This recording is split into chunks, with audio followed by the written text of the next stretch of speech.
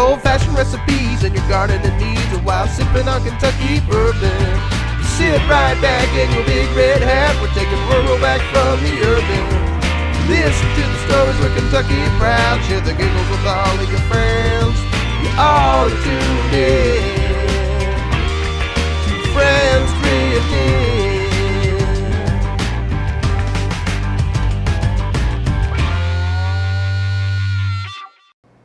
Hi, I'm Joyce. Welcome to Friends Drift In, your source for local farm-to-table movement in Eastern Kentucky. Today's guest, yes, I do not like to be in the kitchen by myself. So today's guest is new celebrity chef in Pike County, Matt Corbin. Matt is a local fellow. He's putting in a new restaurant called the Blue Raven.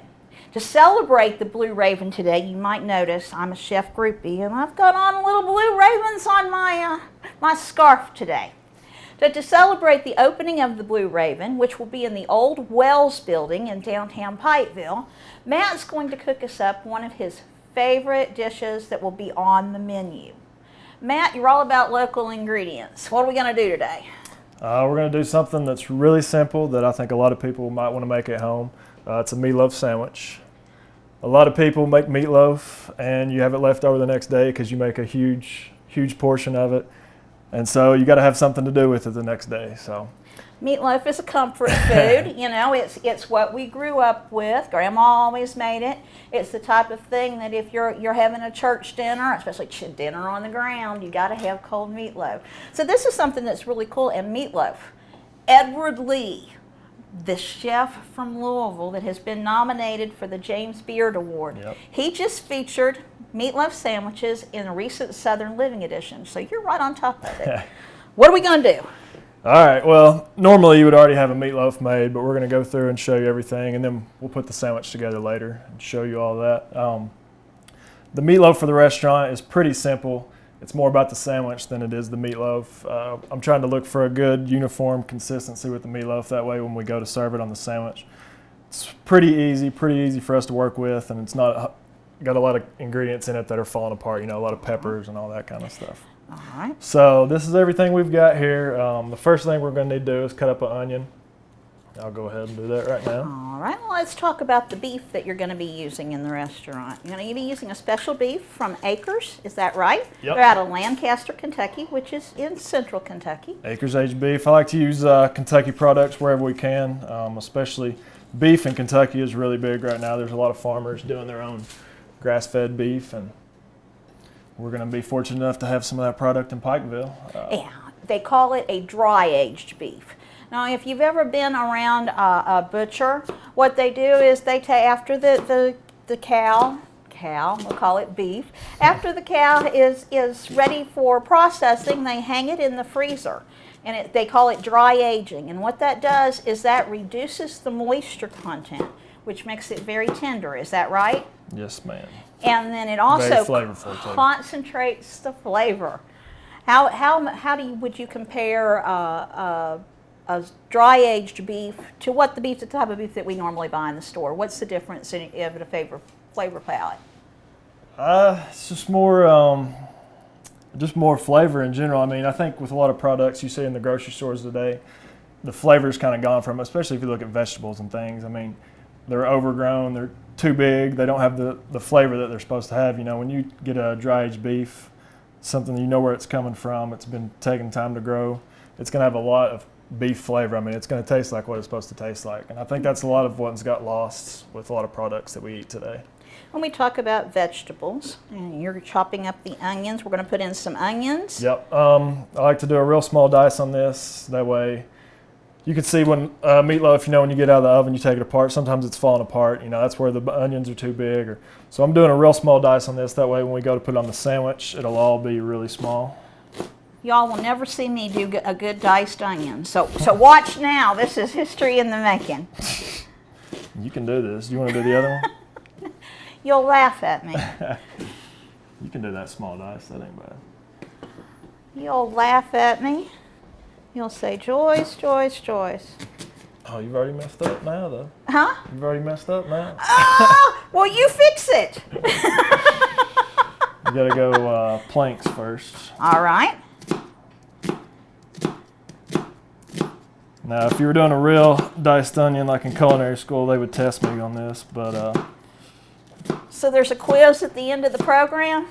halfway through you gotta do a knife skills, but normally you do planks and then you go in from the side, but just for speed's sake, and I just usually do planks and then go for the Now, are top. you using a sweet onion or a Vidalia or a Yeah, yellow? it's just a yellow sweet onion.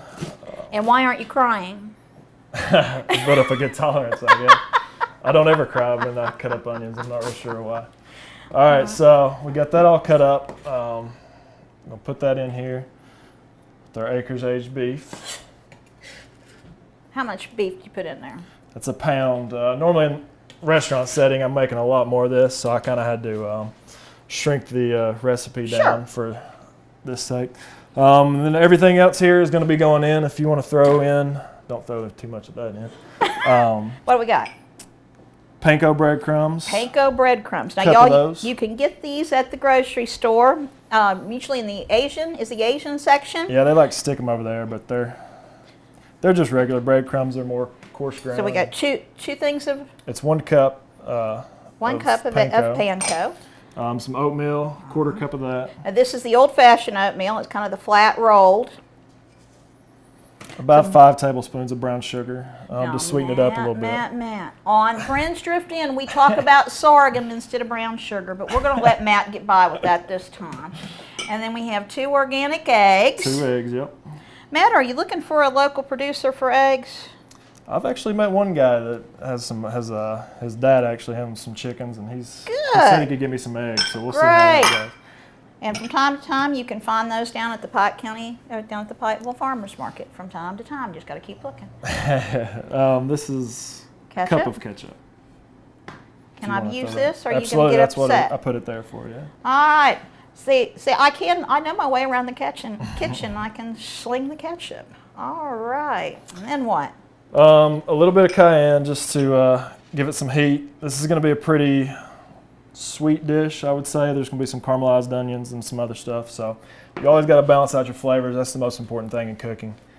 Balance it all out, acid, sweet, salty. You got to get it all in there. And when we talk about an acid, what does that mean? What would you add for an acid? Vinegar, lemon juice, anything that's going to cut. In this instance, we've got some balsamic vinegar that's going to go in the sandwich and the end product. So. All righty. And then salt and pepper, which would be to taste.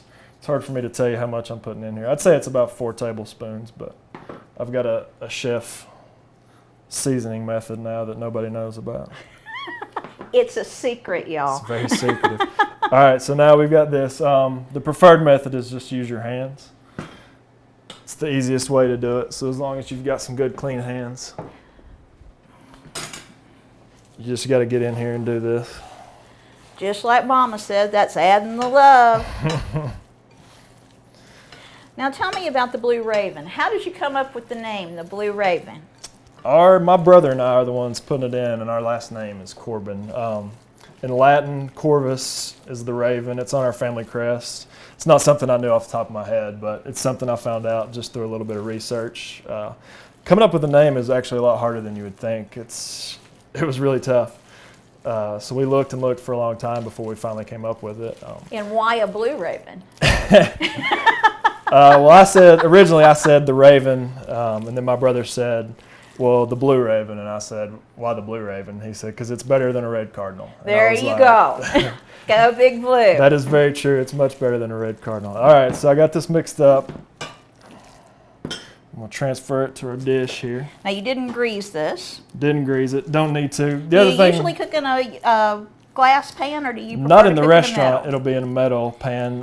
And what I do in the restaurant is I put it in actually a double boiler, so it's got some water underneath it to keep it from getting too overcooked. So it gets very moist. Very moist. Another little chef's secret. That's right. The other thing you might want to think about when you're doing this is, with meatloaf especially, you don't have to get a high-fat ground beef to make meatloaf. It's preferable in like hamburgers and things like that, because the grease, and the fat, that makes the hamburger better, more flavor. holds it together better. But here we're adding a lot of flavor. We're adding a lot of binders to hold the meatloaf together. So we don't need all that fat. So I went 93.7 on this. And especially when you'll see the difference when you get it out of the oven. 93.7, that means 93% ground beef and then 7% fat. There you go. All right. But when you get out of the oven, you'll see a lot less grease coming up off of it, which is much better. And much more eye appealing and much better for you. Well, that's a good thing. We're going to put this in the oven. At what degrees? 400, and it's going to go in for about an hour.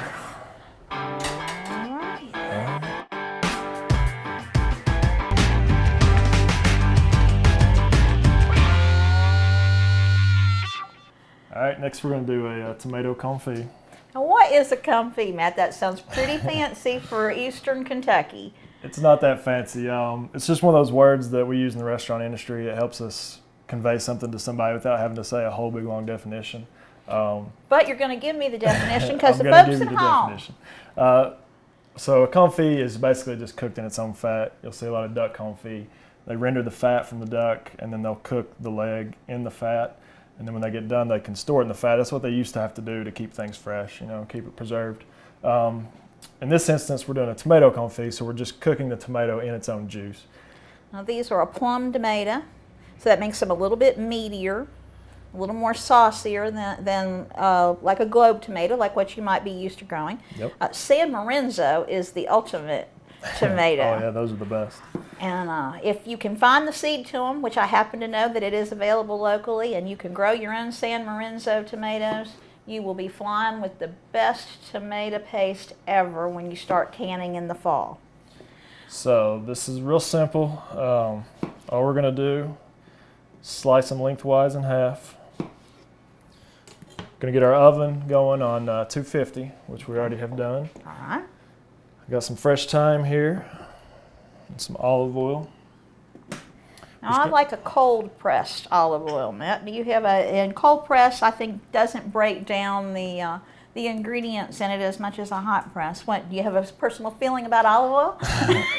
I don't have a personal preference. It's whatever situation you're using it in. If you're going for flavor, you're obviously going to go for a higher quality.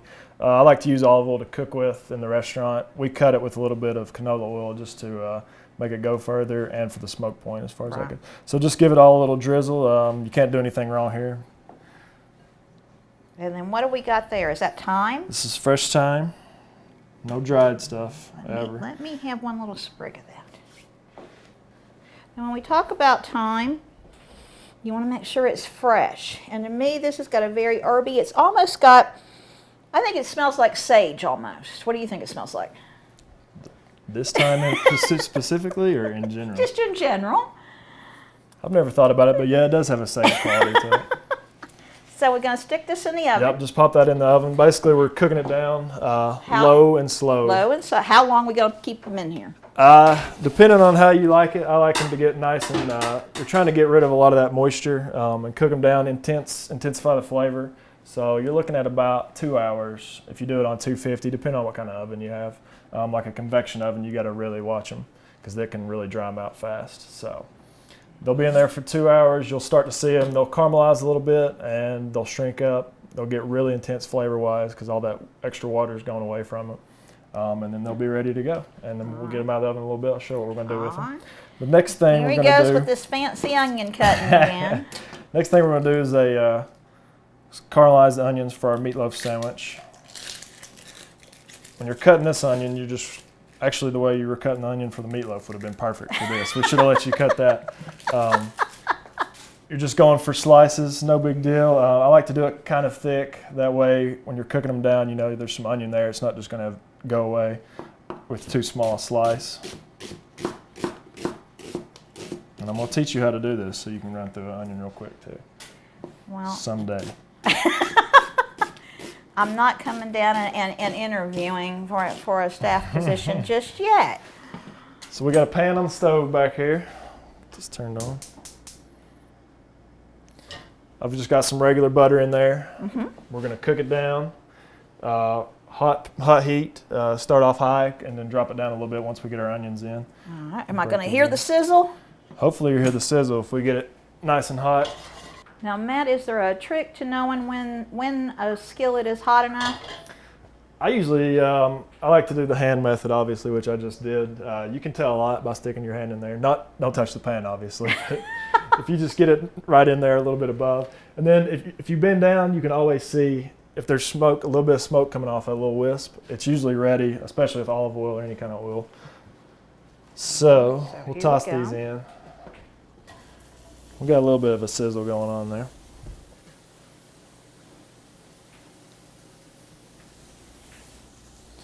So when we're caramelizing onions, basically all we're doing is cooking them down.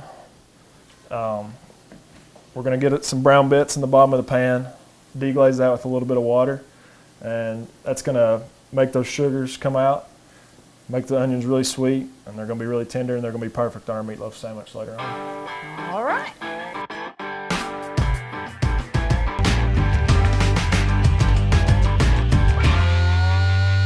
So our onions have been cooking down on the stove now. We've got some nice caramelization in the pan, you can see. I've got just a little bit of water here, that's all it takes. Add that to the bottom. When we talk about caramelization, that means that we've added a little bit of sugar, we got it a little bit brown, and that makes the sugars of the onions kind of come out to the top. Yep, in this case the onion sugars are the ones that are caramelizing.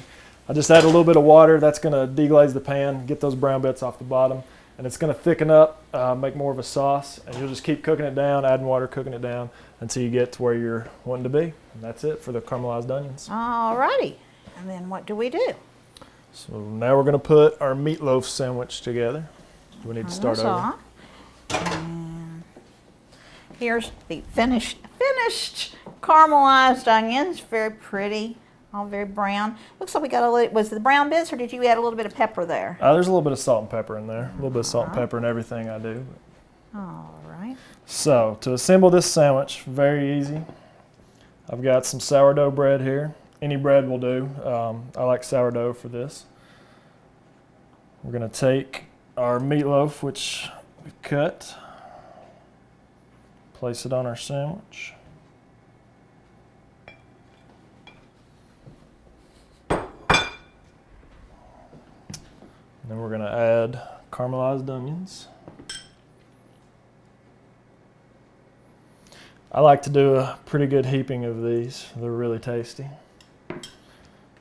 And our tomato confit, which when we took it out of the oven, all we did was mash it down with some salt and pepper. I don't like to salt and pepper it before I put it in the oven. It gives tomatoes kind of a bitter taste. So when it comes out, just salt and pepper and just mash it up real good. So it's just roasted tomatoes, but we call it confit. Roasted for a really long time, low and slow.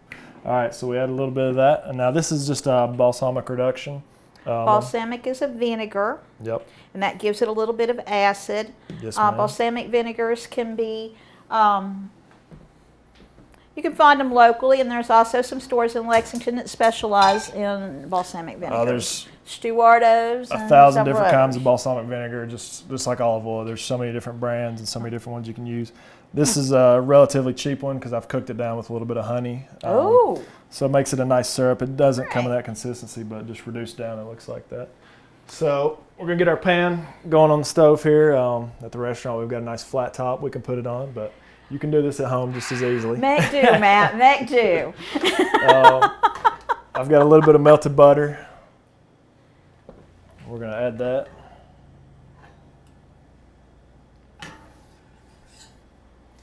And basically at this point, you're going for a grilled cheese. Would you like to talk about the cheese? I would. Sanford and Colleen Dotson. We'll be hearing about them in another segment. But they are originally from Phelps, and they are making big waves in the Kentucky culinary world by making sheep cheese, of all things. We're going to add our meat sandwich here.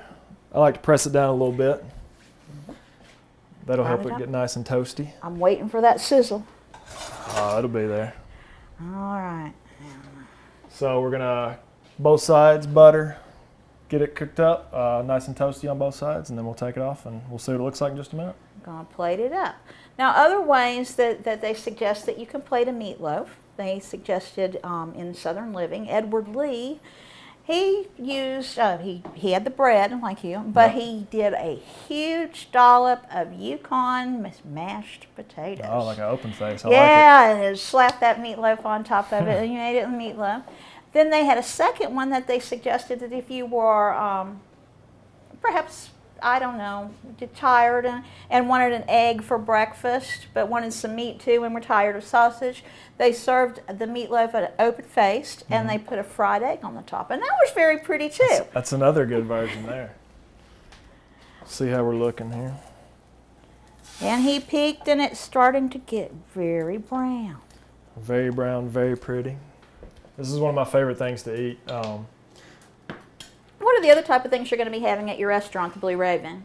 All kinds of things. Everything's going to be fresh. We're making everything basically from scratch. I mean, ketchup, we probably won't make ketchup, but I have worked at places where we make ketchup from scratch. We're doing for the messy eater, we're going to have a peel and eat shrimp. A what? Peel and eat shrimp. What does that? A peel and eat. Peel and All eat. right. That means it comes to you with the peel on. You got to eat it. Nothing fancy there. It's Nothing peel fancy and eat. there. Beer butter sauce. It's going to be really wonderful. That's another one of my favorite things to eat. Filet. We're going to do a nice spicy fried chicken with a bourbon honey glaze. I'm trying to do a lot of southern foods. Get bourbon in there as much as I can. Everybody loves bourbon.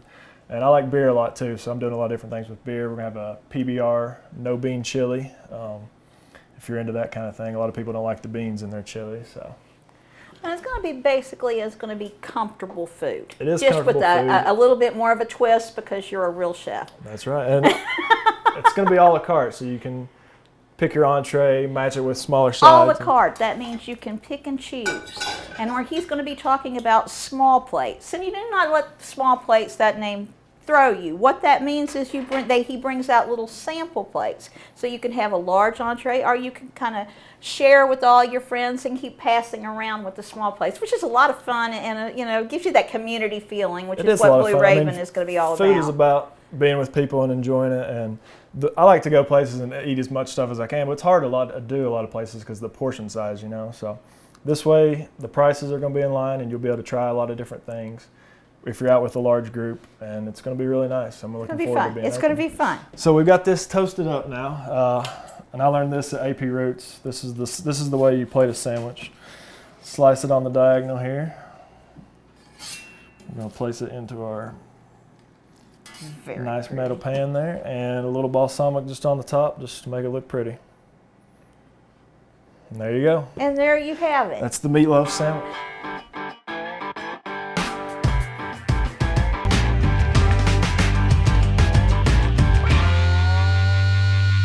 Back at the table at Friends Drift Inn. Today has been the comfort food. We've talked about a meatloaf sandwich that professional chef, rock star, Pikeville's new rock star chef, and it's falling apart on me. You get it, Matt. You got longer arms. We're talking about Matt Corbin, who is with the Blue Raven. Will be opening soon in April. We talked about that. You had been around the block a few times, You of course went to culinary school at Sullivan, but you also had some other opportunities. Tell us about those. Yeah, I did my externship through Sullivan at Bistro LaBelle Midway. That was a great experience for me. And then I worked mostly in Lexington, AP Roots, Signature Club on Lansdowne, Greenbrier Country Club, which wasn't so memorable, but let's glaze over that one. And Cleveland's and Versailles. And we talked about Cleveland's and Versailles being Chef Awita. I've written several pieces for the newspaper on Chef Awita from Holly Hill at Midway, but she had Cleveland's as well at that time. And then shortly after that, I went to Paris, Kentucky, and helped open up Varden's Bistro in Paris, and ran that for about a year. And now I'm here in Pikeville, and we're opening our own place. And I've come back, and hopefully I'm going to put in a wonderful place for this community. Well, you talked about you've been in the big city, and you've come back. And you brought your wife as well, and now your wife isn't from here, so this is a whole new world for her. How is she adjusting? She's learning, but she enjoys. She thinks it's a beautiful place, obviously, because Eastern Kentucky is a beautiful place, but she's definitely learning. She's enjoyed having my family around. So we'll be looking forward to great things from Matt Corbin at the Blue Raven, which is in the old Wells Motor Building. Yep, right downtown. Right downtown. I'm really excited about all the things that he's going to be doing. We've enjoyed a great meatloaf sandwich today. You can tune in to my website, Friends Drift Inn, where we'll also be talking about comfort food, and find a recipe for rice pudding. Rice pudding is simple, and it's just one of those things that makes you feel like you're at home. So we're closing out today at Friends Drift Inn. I've been with professional chef Matt Corbin. Tune in next week or next month. And what do we say, Matt? Friends drift in, share the giggles.